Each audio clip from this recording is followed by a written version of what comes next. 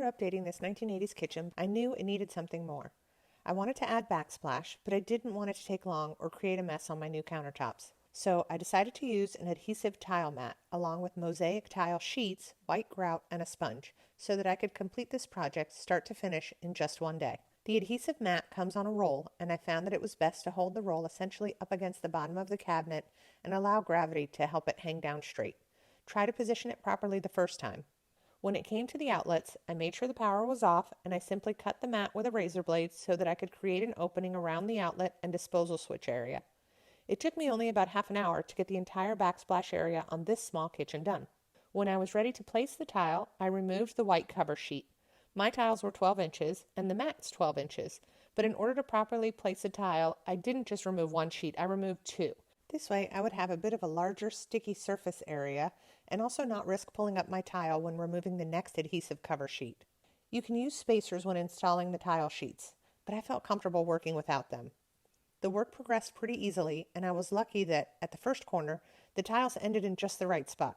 But when I got to the second corner, I wasn't quite so fortunate. I needed just a little bit more tile to get to the end. So I measured the distance, and then I measured and marked it on the back of the tile sheet. My husband was helping me out at the tile saw while I was doing the installation, and he went ahead and cut right down the tile mosaic sheet for me. I loved how the other end of the tile sheet turned out. It had that great cut, and I was able to just stick that in place along the other corner wall, and the tile looked like it professionally made itself around the corner without any break in the pattern. Super satisfying. When I got to the outlet and light switch area, I was able to press the tile into place just very lightly and then cut away the tile. I made sure only to cut the mosaic tile netting and not cut the adhesive on the wall. After all, I needed the adhesive to stay there because I was going to cut the tile down to size and install them there so that they could go around the opening. The great thing about this project is that there's no downtime, so I was ready to grout already. You should use a grout float to add the grout, but I'll be honest, I find it so difficult to maneuver a grout float. I cheated. I used a plastic putty knife to help me get the grout into the tile and into the crevices. It is not the traditionally recommended way to add grout, but I'm being transparent and letting you know that this is what worked for me because I felt like I could really get the grout into the spaces really well. I added the grout and then went over it with a damp sponge to get the grout residue off of the tile surface. I rinsed and repeated the cleaning with the damp sponge several times. I added the outlet covers, my decor items, and then I was done. It was a really quick and easy project, and I think the kitchen really changed as a result. I love the way it looks. I was shocked to see how the stove now looks glaringly almond, whereas before, when everything around it was yellow and brown, it looked white. I hope this inspired you to try a DIY tile backsplash project of your own. Thanks for watching Home Talk, and see you next time. We're going to turn this inexpensive, hideous brick paneling into a gorgeous backsplash. We started with a completely bare backsplash. Measure the length and height of each panel will need to be cut to.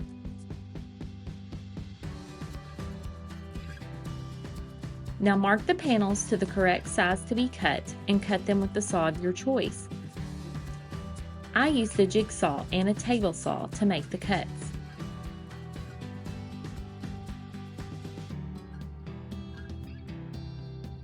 Cutting the panels to size is a little like a game of Tetris. You may have to waist cut a few rows so that they line up when they are hung end to end, side by side. I found it easiest to lay the panels flat on the ground in a line as I cut them to make sure they lined up exactly.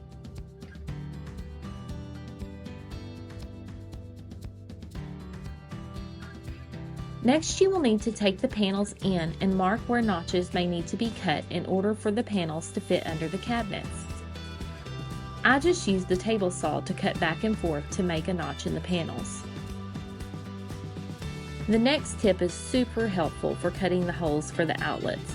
Take a tube of toothpaste and squirt a little on the corners of each outlet, then slide your panels into place.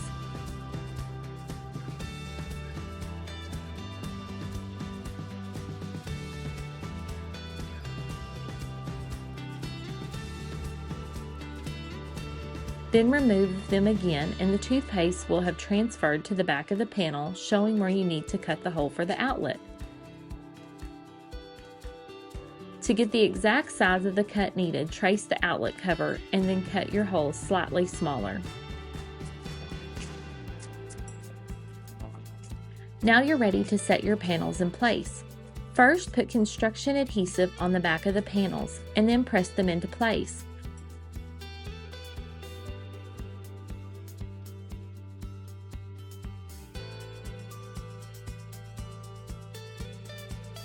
Use a nail gun or panel nails to attach the panels into place. Now it's time for the faux finish. Sporadically paint the bricks various colors. I use white, tan, black, gray, and brown. This project could really very easily be done in days if you didn't have kids harassing you. If you have kids that want food, need bathing, and that sort of thing, and it's taking me about 2 days. Don't do too much black. I did too much on the first wall. Then use a wet rag to blend all the colors together. Lastly, spread the spackle on like a thin coat of icing.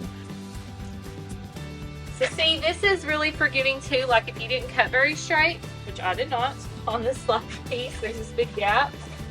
I'm just gonna fill it in with this stuff. So easy.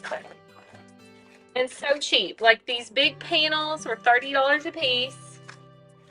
And I used the whole one and then like just a tiny piece off the second one. And then you can kind of go back and smooth it if you want.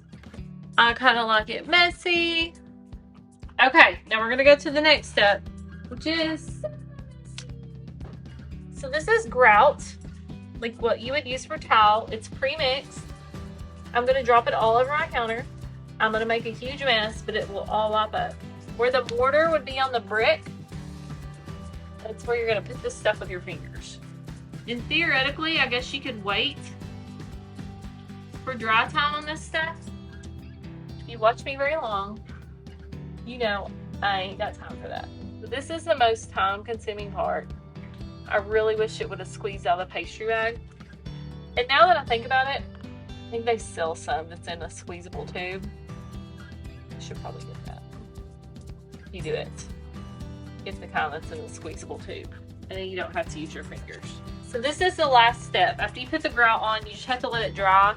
I thought I was gonna like put a wax on it and maybe antique it, but the other wall is almost dry. And I really like how it's turned out. So I'm not going to do the bottom. I tried to do some of the bottom ones on the other one, and I think I'm just going to caulk the bottom. I think that's going to be easier.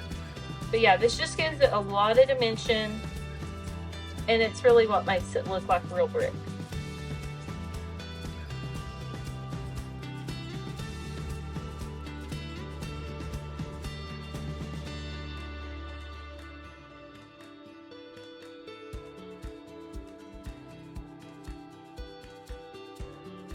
I hope this inspires you to do a faux brick backsplash for your farmhouse kitchen.